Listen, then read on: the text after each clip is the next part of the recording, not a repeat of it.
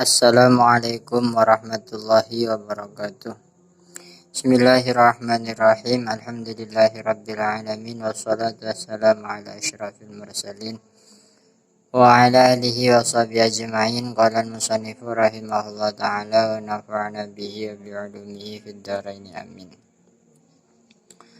Minal mufattirati usulu ainin ila jawfin. Di antara yang dapat membatalkan puasa adalah sampainya suatu benda ke lubang tembus.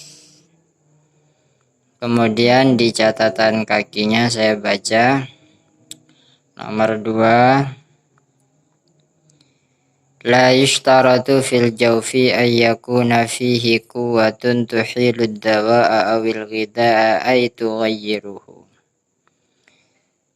Sampainya sesuatu ke lubang tembus, benda ke lubang tembus itu dapat membatalkan puasa, tidak harus lubang tembus tersebut memiliki kekuatan untuk memproses obat atau makanan penguat yang masuk ke lubang tembus tersebut. Itu tetap membatalkan. Wakila dan dikatakan yushtaratu fihi dzalika, disyaratkan masuknya sesuatu ke lubang tembus tersebut harus memiliki kekuatan yang dapat memproses, merubah obat atau makanan yang masuk.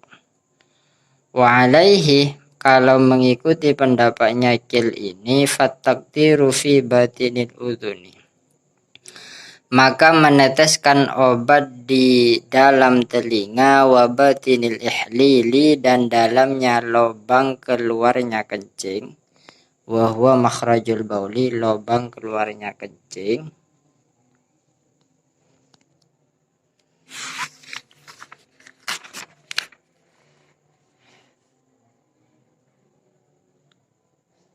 Minadz dzakari wa makhrajul labani minats sadyi, dan yang dimaksudkan ihlil itu adalah tempat keluarnya kencing dari zakar dan tempat keluarnya air susu dari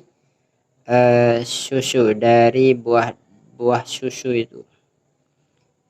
La yuftiru, itu tidak dapat membatalkan puasa, li'annahu fi jawfin ghairi muhilin, karena lubang-lubang tersebut meskipun lubang tembus akan tetapi tidak memiliki kekuatan untuk memproses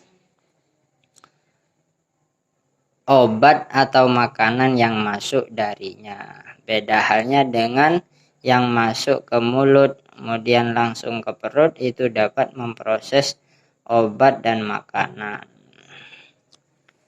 Jadi memang ada dua pendapat, namun yang masyhur lubang tembus itu kan ada 7.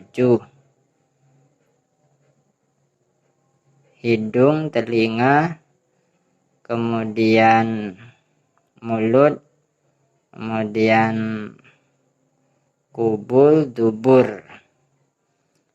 Sehingga menurut pendapat yang masyhur, masuknya benda dari lubang-lubang tersebut karena tembus ke perut itu dapat membatalkan puasa. Tapi menurut Kil, dilihat dulu kalau lubang-lubang tersebut itu sekiranya memiliki kekuatan untuk memproses obat atau makanan yang masuk, maka batal. Kalau tidak memiliki kekuatan memproses obat yang masuk atau makanan yang masuk, maka tidak batal. Misalkan masuk dari telinga, jelas telinga tidak dapat memproses obat atau makanan yang masuk, maka tidak batal. Atau dari lubang kencing tadi juga tidak batal, karena barusan alasannya tidak dapat memproses, lubang kencing itu tidak dapat memproses sesuatu yang masuk darinya.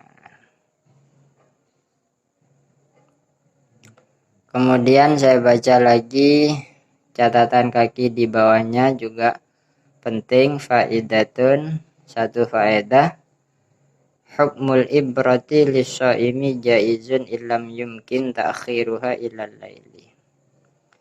Hukum suntik bagi orang yang puasa itu boleh, artinya tidak membatalkan apabila tidak bisa diakhirkan sampai menunggu tiba malam hari.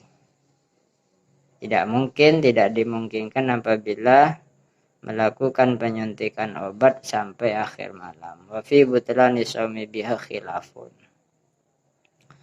Sedangkan di dalam hukum batalnya puasa sebab ibroh, sebab melakukan penyuntikan itu terdapat khilaf, perbedaan pendapat ulama.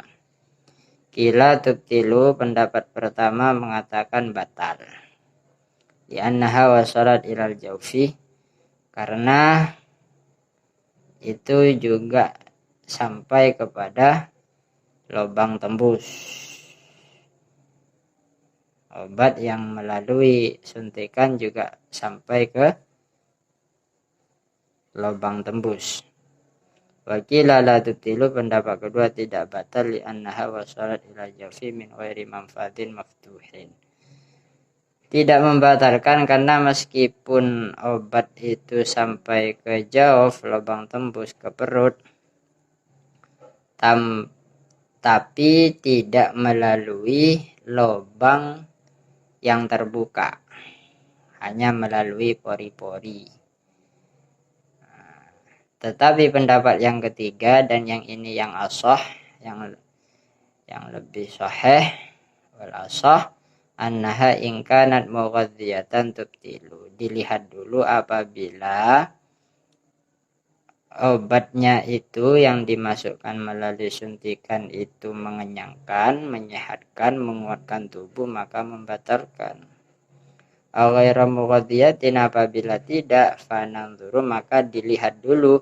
In kanat fil uruqil mujawwafah wa hiya al-awridah fatutilu, apabila menyuntikkan atau infusnya itu melalui urat tembus ke perut, maka ya batal. Wa idza kanat fil adali wa hiya al-uruq ghairul mujawwafah, apabila suntikannya itu di otot, yaitu urat yang tidak memiliki akses ke perut, fala tubtilu, maka tidak membatalkan. Unzur, lihat di At-Taqriratus Sadidah Shahifah 452. Sekian dari kami, semoga bermanfaat. Apabila ada kekeliruan dari kami atau pertanyaan, silakan komen di kolom komentar. Wassalamualaikum warahmatullahi wabarakatuh.